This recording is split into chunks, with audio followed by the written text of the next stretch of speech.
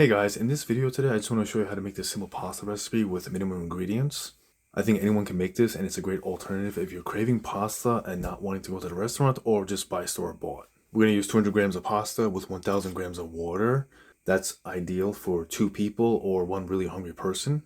However, if you wanted to make this for 4 people, you would just simply double the pasta ratio to 400 and then the water to 2000, the salt as well, and then obviously you use larger pots and pans that I'll be using today.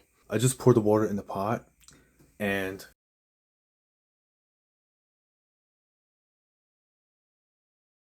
I will show you the heat that I got it on. So right there. So it's on medium, so I guess that'd be 5. So while that is coming up to a boil, I'm gonna start cutting up the garlic and getting parts of the sauce ready. So for today's recipe, I'm only using 1 garlic clove. You can easily bring this up to 2 or 3 if you really like the taste of garlic. Once it's all diced up, I'm going to put it in my stock pot, pour some extra virgin olive oil. Then we're going to mix in some store-bought pasta sauce, and we're going to mix it up until it's uniform. We'll definitely need it at sizzling temps in order to do this, or it'll just keep on separating. I just placed in my diced garlic and 20 grams of extra virgin olive oil. If you only have olive oil or even avocado oil, that'll work. I'm only using those 2 oils because I am trying to make this meal also a bit more on the healthier side. You could use other oils as well. So right now I have this simmering. I'm going to kind of mix it in. And right now we are getting our water also at boiling temps. So at this stage, get 10 grams of salt ready. And we're going to pour that in. And then shortly after, we'll pour in our pasta.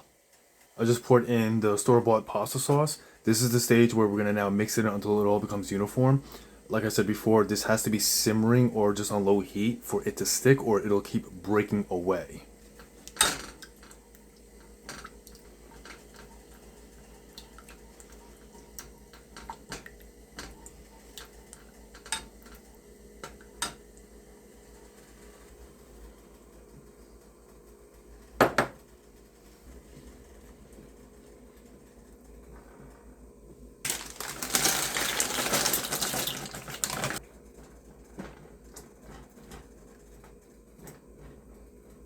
Let this cook for 6 to 8 minutes. Test it by taking a bite out of it. Don't throw it at the wall or anything. I don't know where that even came from.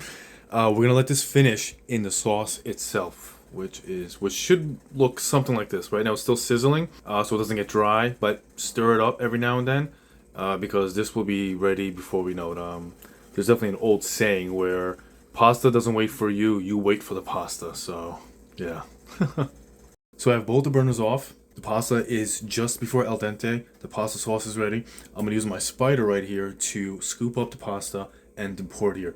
The water that kind of comes with the spider will be enough to kind of give the sauce a little bit more. It'll give it more of a slick / runny texture because right now it is a little bit on the drier side. So the pasta sauce can, not the pasta sauce, the pasta water will be able to kind of rejuvenate the pasta sauce. So just want to show you how I'm going to do it.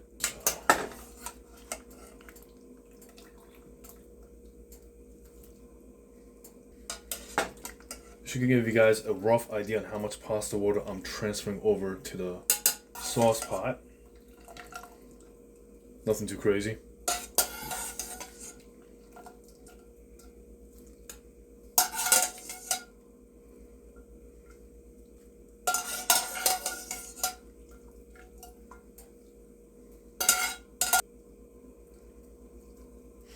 All right.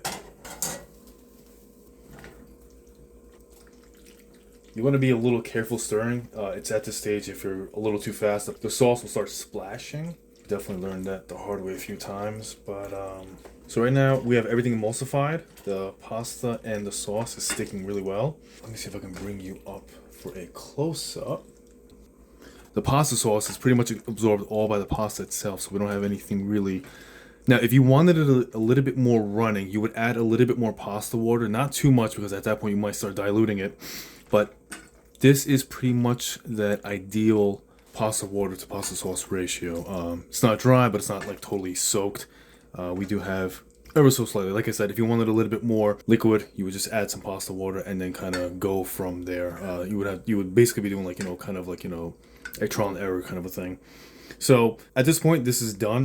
Let me take a few bites out of this. All right.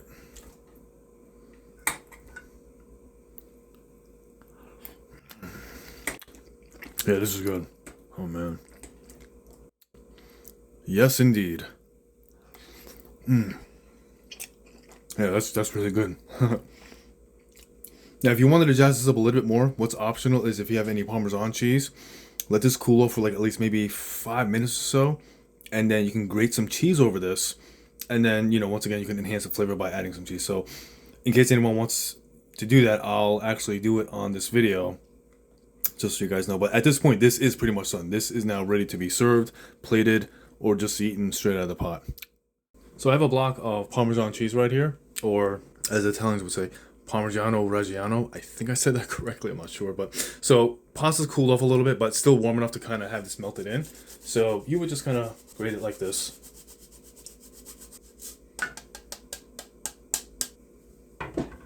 This is where you might actually need a pasta water at this point. If you go a little too much with the cheese, it might become a little too dry, the sauce, and that's where the pasta water would actually kind of be able to bounce it back. So there you go, all mixed in. Now, if you go too much with this, it might be a little salty because we did add 10 grams of salt. So I'll probably put a notion where I'm pouring the salt in, that if you do plan on adding a lot of cheese, to kind of subtract a few grams from the sauce.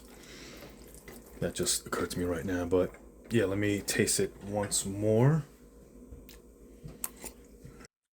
All right, this is good. Yeah.